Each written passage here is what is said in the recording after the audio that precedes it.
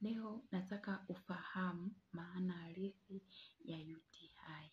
UTI ni maambukizi ya bakteria wabaya katika njia ya mkojo ya mwanamke. Maambukizi haya huathiri njia ya mkojo, huathiri mfumo wa uzazi wa mwanamke.